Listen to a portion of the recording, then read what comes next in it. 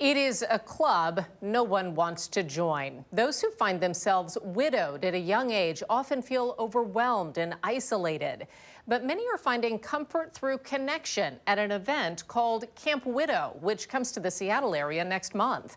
KOMO's Kelly Koopmans, who lost her husband Michael to cancer in September, spoke with fellow widows about the power of seeking and building community. I feel like in the widow world, there's always like a question that everyone starts with, and that is, what can you tell me about your person? Oh, Victor, we met when we were children. He was one of the good ones. Annie Kuo Becker says that her late husband, Victor, was quiet and brilliant. He worked in education, and above all, he was a wonderful father and husband. Victor had type 2 diabetes, and in June of 2020, he suffered a deadly heart attack. It does not feel real at all, especially at our age when you say, till death do us part, you always imagine or assume that's going to be when you're old. So it's a shock. After Victor's death, Annie was left to pick up the pieces. Even surrounded by friends and family, Annie felt isolated. But a search for community led to Camp Widow, a series of events around the country that provide tools, research, and resources to widowed people. My whole world turned upside down.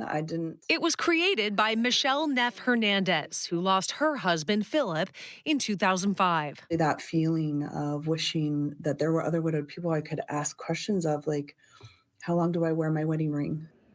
When Michelle found fellow widows, she made it easier for others to find them too. Camp Widow is now in its 16th year and is coming to Edmonds on April 26th. Annie says she came to Camp Widow to find relief and connection and left with hope. And I just thought, maybe I can get there. Maybe I can rebuild my life too. Kelly Koopmans, KOMO News. It's a club no one wants to join, yet those who lose their partners are finding connection and community through an event called Camp Widow. It's a one-day event that provides resources and workshops for widowed people, and it comes to the Seattle area next month. Our Kelly Koopmans spoke with Camp Widow's founder, Michelle Neff Hernandez, for more. Michelle, thank you so much for joining us. Maybe we could start off a little bit about your backstory and your journey into widowhood. Would you mind sharing a little bit about that? First of all, thank you so much for having me. It's wonderful to be here and to have the opportunity to share about this amazing event and the work we're doing. My story started in the way that so many widowed people do, with one minute my husband was alive and well, and the next minute, after a bike ride, he kissed me goodbye, headed out. It was the kid's first day of school, and was hit from behind by a driver. And from the minute I got a phone call that said your husband's been hit by a car to the time when I was thrust into widowhood was about 90 minutes. And my whole world turned upside down. I didn't have any widowed people in my life, so I felt very much like I was the only widowed person in the world. I knew that wasn't true, of course, but it felt so much like I was the only one experiencing this, and I didn't know where to go for resources. And so eventually that feeling of wishing that there were other widowed people I could ask questions of, like, how long do I wear my wedding ring?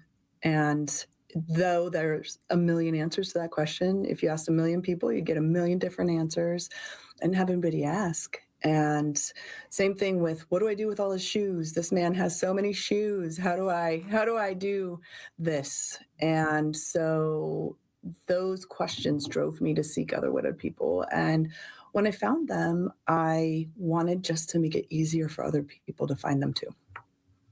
So what else were, some of those things that led you to create the first Camp Widow? Because this happened back in 2009?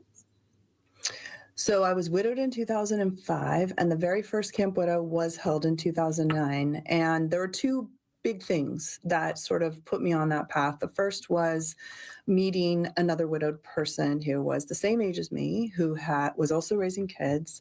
We had this crazy family connection. She's my brother-in-law's cousin. We lost our husbands on the same year, and when we found each other, it felt like I could suddenly understand the possibilities for the future, because there were two of us now. It wasn't just me. And I had somebody who, as you said, the interesting things that people don't recognize, right? His lunchbox was on top of my refrigerator for the longest time because I just couldn't make myself move it. And while like you said, I had wonderful people in my life, they didn't know if it was normal for me to leave the lunchbox up there.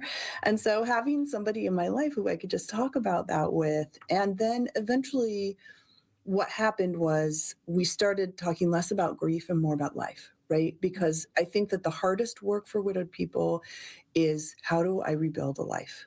What now? And so meeting her was one of the things that really sort of put me on that path to, how can I create opportunities for relationships like this to bloom and to have the chance to have somebody walk side by side with you through this.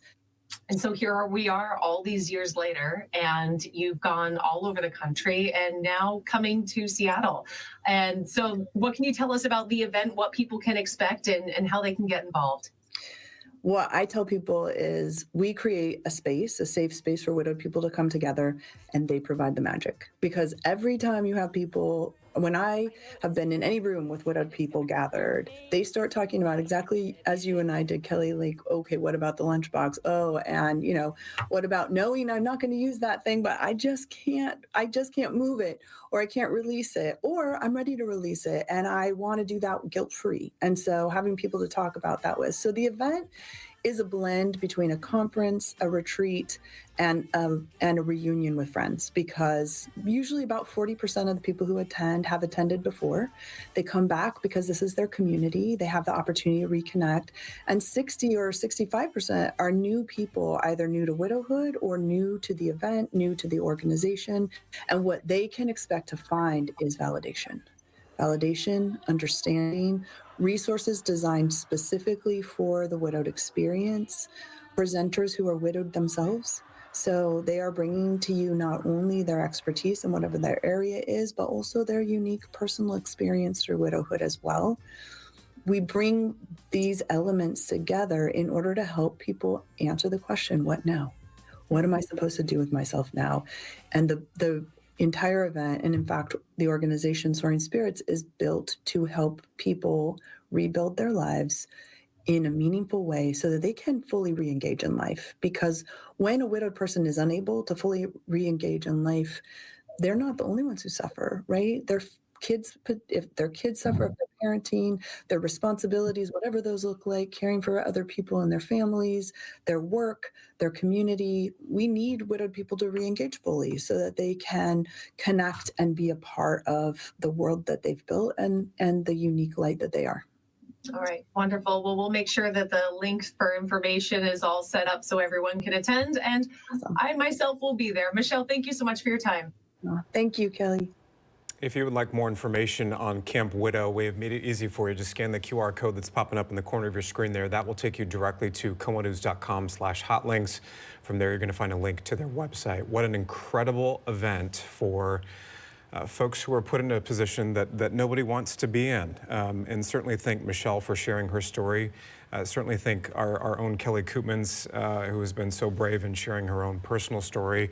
We should note that Kelly's story and the loss of her husband will be the focus of that new episode of the Hard Turn podcast, which comes out tomorrow, talking about love and loss and grief and just the complexities of going through a really difficult situation like that. Yeah, exactly. I echo exactly what you just said. Those women, so vulnerable, all of them who even have the courage to go to something like a Camp Widow, put themselves out there, seek that connection, because that's what it sounds like. You know, the core of it all is having that community, having someone to turn to, because it really is complex and just sounds like uncharted territory when you get that phone call, when you become a widow. What does this look like? Where do I go from here? And how do you continue to love and honor that person that you lost, but then also focus on moving forward and continuing to live your life? It's a huge challenge. Thanks to Kelly for sharing that information. Absolutely.